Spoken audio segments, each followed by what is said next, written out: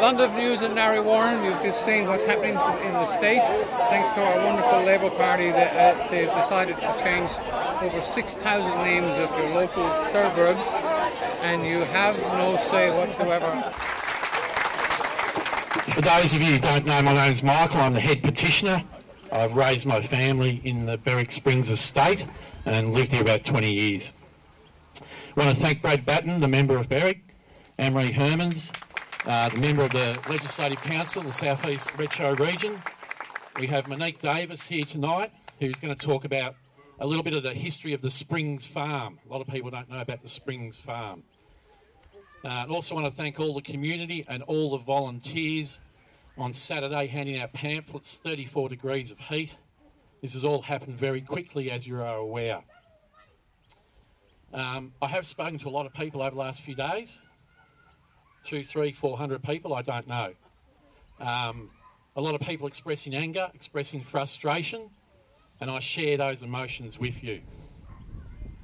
On Saturday the 9th of November, some people still don't know what's going on, but on Saturday the 9th, 5 government ministers turned up at the lake unannounced. They didn't tell the community, they just turned up unannounced. They placed a sign which has since been removed, and they changed the name of our lake. No consultation, and they didn't even invite the community. Ingrid Stitt was here. There was 5 government MPs. Ingrid Stitt, the Minister for Multicultural Affairs, was here. I'm going to have a little bit more to say about her portfolio in a minute. Sonia Kilkenny, the Minister of Planning, was here. And Gary Mass, your local member for Narry Warren South, was here. I don't want to play politics. I don't want to play party politics. But it speaks volumes that Brad and Anne-Marie are here tonight. When I emailed Gary on Saturday night 10 days ago, I got a reply back from him just after 5 o'clock tonight. When I rang him on the Monday morning, I spoke to someone in his office, and the young lady said, it's just a lake. And I'll comment on that in a minute as well. That was her comment, it's just a lake. It's really disappointing as our member that he didn't respond. I explained to her quite clearly that we were going to have things in the future, and it would be embarrassing for him as the local member not to reply to my email, your emails, not to reply to our concerns. It was going to look embarrassing for him, and that's exactly what's happened. I know another resident got an email about 5:15. They forwarded that to me, and I'm sure many of you who have emailed him, if you check your inbox, you'll probably see the same email. It doesn't answer any of the questions we asked. It doesn't answer why they changed Berwick Springs Lake. It doesn't answer the question why you weren't consulted, and it doesn't answer any of the questions about this process. As far as the lake is concerned, a lot of people, as I said, don't know what's happened. It was named Lake Guru Nanak. He was born in 1469. A lot of people said to me it's a great Indigenous name. It's not Indigenous. He's an Indian Sikh. It's a very important occasion for the Sikh community, and I want to make the point that it's not the issue with the Sikh community. Unfortunately, they have been dragged into this. What should be a joyous occasion for them has become a very divisive occasion in our community. Because we weren't consulted, everyone is looking at them and saying, well, why has been named Guru Nanak? He's a very important person in their faith. He's regarded as the founder of Sikhism. And as I said, it should be a joyous occasion for them. And the division that's been created falls directly on the hands of the state government and failing to follow the process. The issue with the name, Lake Guru Nanak, and I've said this to a lot of people, it wouldn't matter if they called this the little baby Jesus lake. Some people say he's very worthy within the Sikh community, and that's true, he is. I'm not in the Sikh religion, I don't know, but from what I've read, he is very worthy. So is Little Baby Jesus Lake. That would be a worthy name as well. But under the state government program, this was named under a program called Remember a Local Name a Place. And Ingrid Stitt, and I have the media release from that Saturday, said quite clearly, and if you look at YouTube or you look at news.com, they've posted the video, she clearly says, we are renaming this lake. The photo and the flyers have been going around. It's a photo that we took. I took on Saturday, and it said, we are renaming this lake.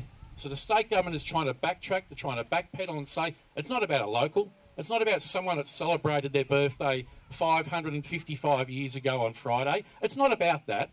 They realise they've been found out, they didn't consult you, they just came and did it, no consultation, no respect for anyone in the community, and they named it after someone that's over 500 years old.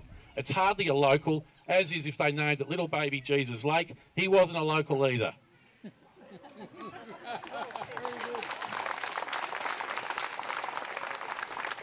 As I said, I received an email from Gary Mass just after 5 o'clock. This was a program, and we knew this. Now, lots happened every day this week, I can tell you now. We knew that this program was announced by Daniel Andrews back in 2018. Again, I'm not playing party politics. But in 2018, he said, as part of this program, we can come and change the name of your street.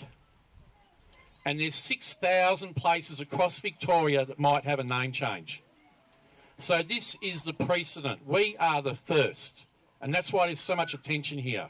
What happens here in Berwick Springs today or tonight or tomorrow affects every single person in the state of Victoria. They're coming after your neighbourhood. And it's your democratic right to stand up and say, no, I deserve to be consulted. We deserve to be consulted. You can't come into my home, change my street, change the name of my whatever it may be, without consulting me.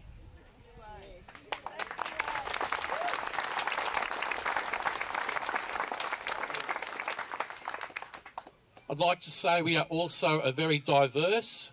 I'd like to say we are a very diverse community here in the City of Casey. We are a very proud community here in the City of Casey. And they know when they knock on the door of Berwick Springs, they better do it the right way. We know what's happened here before.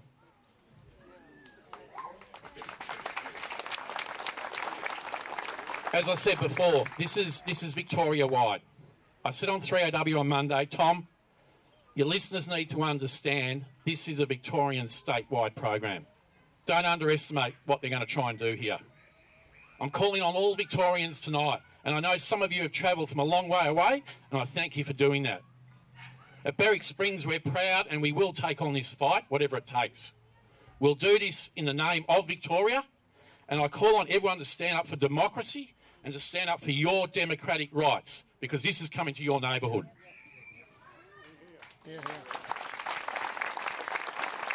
In regards to the comments I've seen that this is just a lake, or that lady. Let me put it this way. My family comes from a little town called Barmer, originally up on the Murray River. The river, the water, is New South Wales. It has a clear defining boundary, and the banks of Victoria. This does not have a clear defining boundary. It is not just the lake. When you say to someone, I live in Berwick Springs, or I'll meet you down at Berwick Springs, what do they think? They think of the lake. Berwick Springs, our home, is the lake. And the lake is Berwick Springs. It's one and the same. It's not the Murray River. There's no clear defining boundary. You change the name of the lake and you're changing the name of our home. You're changing our identity of where we live. And as I started, when I built my house here in 2002, we raised our family in the Berwick Springs estate. It's one and the same. It can't be separated.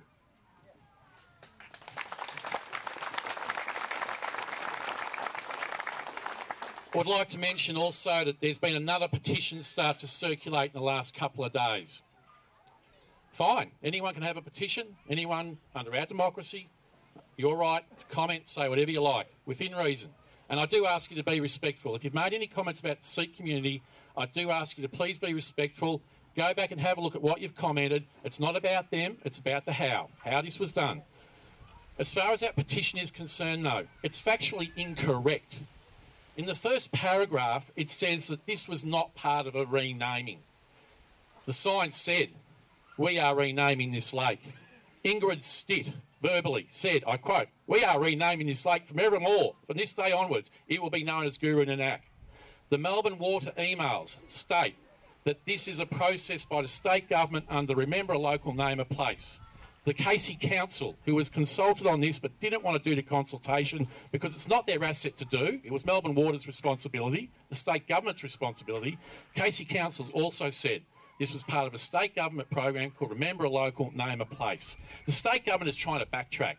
They realise now that we've caught on to the fact that he wasn't a local, and now they're trying to backtrack. It's not acceptable.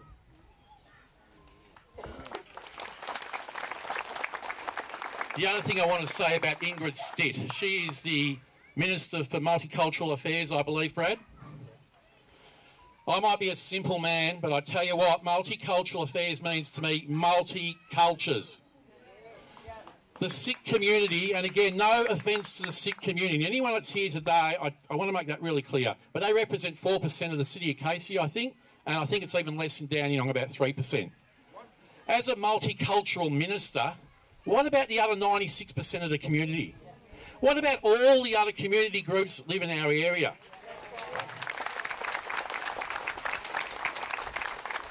What about all the other religious faiths that live and reside in our home? Have a look around you tonight.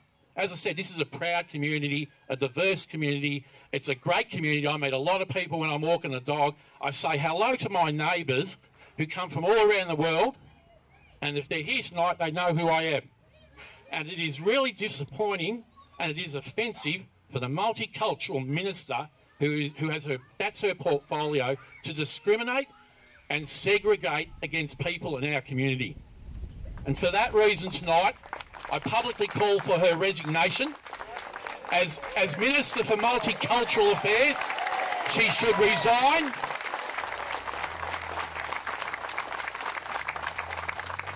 On behalf of the people of Victoria, not just Berwick Springs and the City of Casey and the Melbourne metropolitan region, they're coming after regional areas as well. Ballarat, Geelong, Bendigo, wherever you want to think about, they're coming after you. Mildura, Warragul, Druin, anywhere. The Minister of Multicultural Affairs, if you're going to play segregation, if you're going to divide your community based on faith, you obviously don't know what your portfolio is. I call on your resignation. I call you to apologise to the Sikh community. I call you to apologise to the broader Victorian community for the mistake you've made.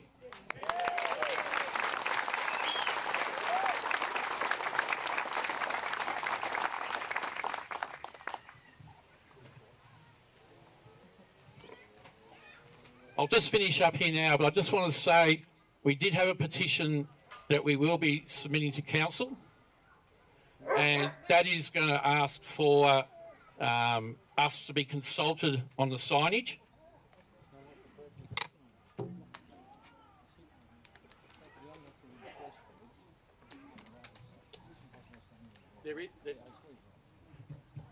There is another petition tonight which will be going to the Registrar's office. So if you've signed the original petition, that's going to Council. We want to be consulted on the signage. We know the City of Casey is going to be part of that process. We want to be included in that process. We don't want to be discounted anymore. The petition over here is going to the Registrar's office to get the name of Berwick Springs reinstated and gazetted as Berwick Springs. I don't want to hear about this nonsense anymore that we're not Berwick Springs. See a QR code, that's for the change.org petition, and links to our Facebook page if you want to keep updated on what's been happening over the last couple of months.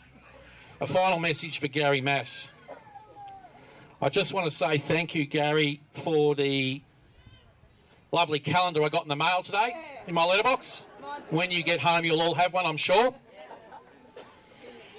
While you're responding to your emails, Gary, maybe ring the fire brigade, they're on there. Put out the fire. Gary, I want you to Google search. And look, I will say he wasn't invited here tonight deliberately. He'll probably put out some sort of comment, I wasn't even invited, how rude at Berwick Springs. He wasn't invited here tonight because, as I said, he didn't even have the decency to reply to your emails until 5 o'clock. Yeah. Call that a coincidence, call it what you like. I don't think you're all that silly. Gary, I want you to do a Google search when you're tweeting your photos of what a lovely, joyous occasion it was. It was great to, not include anyone, not to consult anyone, not to tell anyone. I want you to Google search 3 words. Consultation, respect, and community. And Gary, when you put those 3 words together, this is the sentence it makes. Proper consultation delivers respect for your whole community. Thank you. Just going to hand over now to Monique Davis, who has a bit of a proud history of the local area. All yours.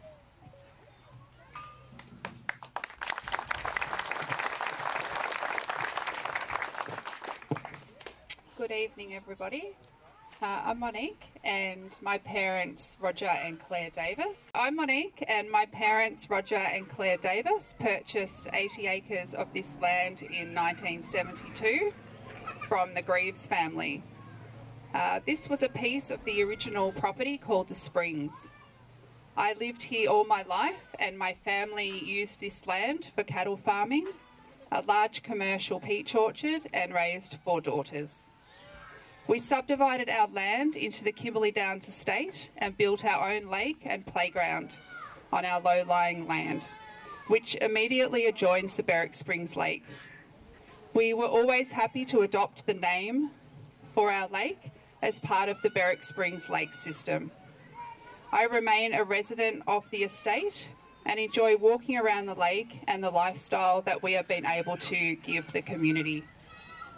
The property was originally named the Springs because of the springs that were found here as a water source, and the land we stand on was swampland, which was cleverly drained into what is now the Berwick Springs estate. The Greaves family farmed here and had sheep and horses.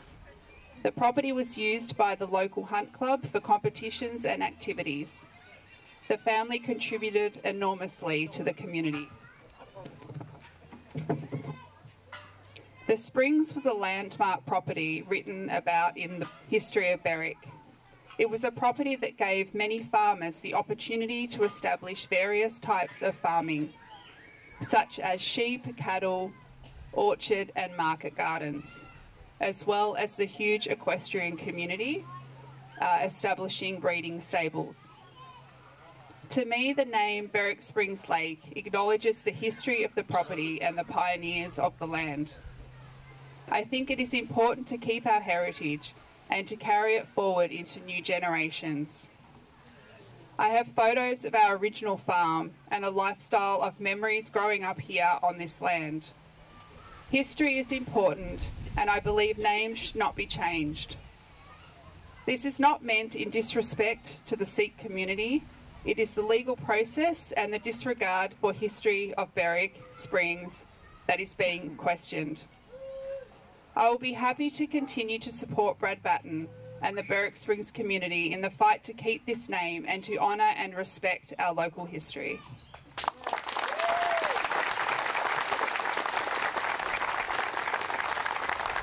Thank you, Monique. Thank you very much for having us along, and just obviously Anne-Marie Hermans, who we're actually standing in her electorate here. This is actually the border of 2 electorates, this lake. Also want to welcome Saeed. Saeed's a candidate for the upcoming election as well. And an apology from Shane Taylor, who's your newly elected councillor, who wanted to come along tonight, but he's getting sworn in, so he probably had something that was a fraction more important on the night. So first of all, this came into my office. People have raised the issue around this lake. I've known this lake for a long time. I've lived here all my life in the Berwick community.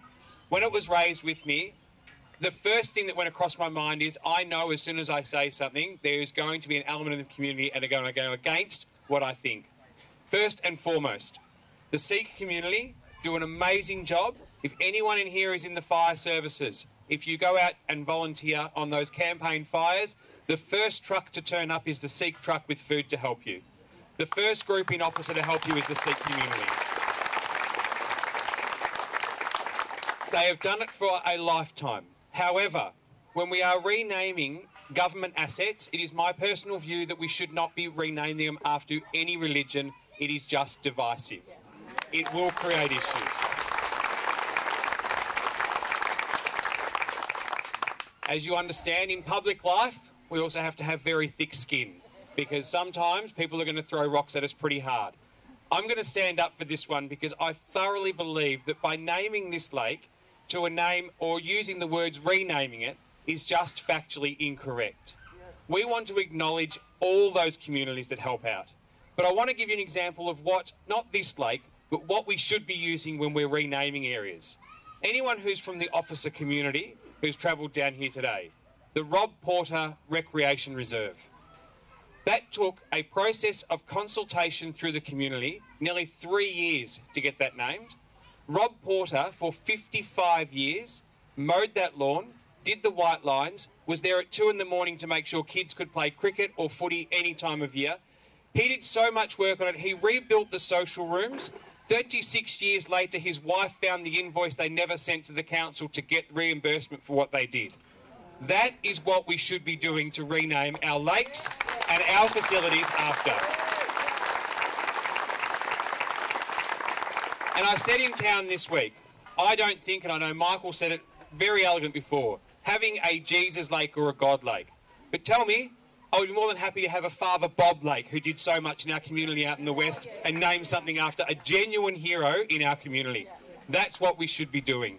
I am going to be calling on the government to say to them, you need to take a step back. I'm going to continue my discussions with the Sikh community as well and explaining to them, people in this audience here are not anti any religion. They're not anti any faith. They're not anti any person or background. What they are anti is this group, this community have come forward because all you wanted to do was be heard, and we will make sure you are heard by starting a consultation period that you can have a say, that we will pass to the government that they failed to do to ensure your voice is heard in the Victorian Parliament. Thank you for coming along tonight. I'm going to pass you over to Anne-Marie as well. Thank you so much for coming today. We really do appreciate the fact that you're willing to take a stand. I look around and I see some local faces that I have the great privilege of knowing. I didn't set out to be a politician. I'm like you. I'm local. I've raised my kids out here. The City of Casey has been my home, and I'm married to a person that's been a lifelong City of Casey person, a Cranbourne-born Hermans family, child one of 10. This was all country once upon a time, and there were big families out here. And so this is personal for Brad and I, because like you, we see ourselves as local and we're from this area. This means a great deal to us, and the fact that it means a great deal to you is what makes it even more important. Like you, I'm a very proud Australian, and I'm not against the Sikhs at all. I'm not against any religion, and I think that everything that's been said today has to be echoed. But you know, this country was founded on democracy, and people gave their lives up for the freedom of this nation. And yeah.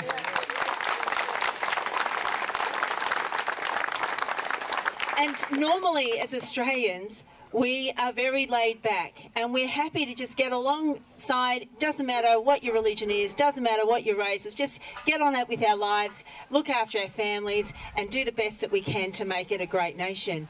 But right now, when you have a situation like this, it becomes divisive. And that's not Australian. That's not the Australian that I raised my kids in, and that's not the Australian that I would want for anybody's kids in the future. It's not what I want for this community, and it's not what I want for the rest of Victoria. And so I found this article where in July in The Age, it actually said that they were going to do the naming of 6,000 names, and originally, and I don't even agree with this article, originally it was going to be 6,000 names across the whole of Victoria, where we're going to name or rename things because there are more men names out there than there are women. There's only 200. I know, and that's exactly what I thought. Yeah, I'm a woman, and I notice that the biggest noise is from the women. We just look at it and go, what a lot of rubbish. Honestly, at the end of the day, it doesn't matter to us whether it's male or female. We want to have areas that represent who we are as a community, but also if we're going to name something, name it after somebody from the local community that we can all go, oh, that was named after so-and-so who did these things in this area. And I think we recognise that as Australians and as Victorians. And so I really want to thank you for making your voice heard, for taking the time out of your busy schedule at the end of a long day to come out and say enough is enough. Enough is enough. You need to listen to us. We never make a fuss. We've put up with so much over the last few years, but I have to say, and I will get political here, I know nobody else has, but I will say this, but when you elect members to be your local members as local representatives, and they're not local and they don't live locally and they live on the other side of town, this is the sort of thing you can expect. They have no emotional attachment to the area. They're not walking around the lake. They're not hanging out here with their friends. Their friends don't live in this local community. And so that's the sort of thing that happens when you don't actually elect local members that are local. And I'm in the upper house with Ingrid Stitt. My region's huge. It covers the whole of the southeast. Narre South is just one of them. Berwick's just one of them. It takes in 11 electorates from Cranbourne and Frankston all the way up to Mulgrave. Narre South, Narre North, all of them. And there's just me in the upper house representing the Liberals, but I can tell you that we will fight tooth and nail to stand with you and to have your voice heard, because our communities deserve to be consulted. We are part of this community. This is our home, and it's time we started standing up for it, and I'm so proud of all of you for coming out to do that. Thank you. Well, I'm Barry, and your name is? Michael. Michael. Oh, a good Irish name. you don't argue with the Irish. No, we're fighters, mate. I tell you what, we have to, because basically the country, a lot of people don't realise that Australia is a republic since 1986, thanks to the Labour Party. Yeah. I mean, when Whitlam got in here, the first thing he done, he got rid of Queen Elizabeth II, for him the Queen of Australia, and then Bob Hope got in, and he took a note to Queen Elizabeth, her heirs and successors, but then he came along and pretended there was a referendum, BS'd the British Parliament and said they had a referendum that said we don't want England anymore, so the Act of 1986 made us a republic.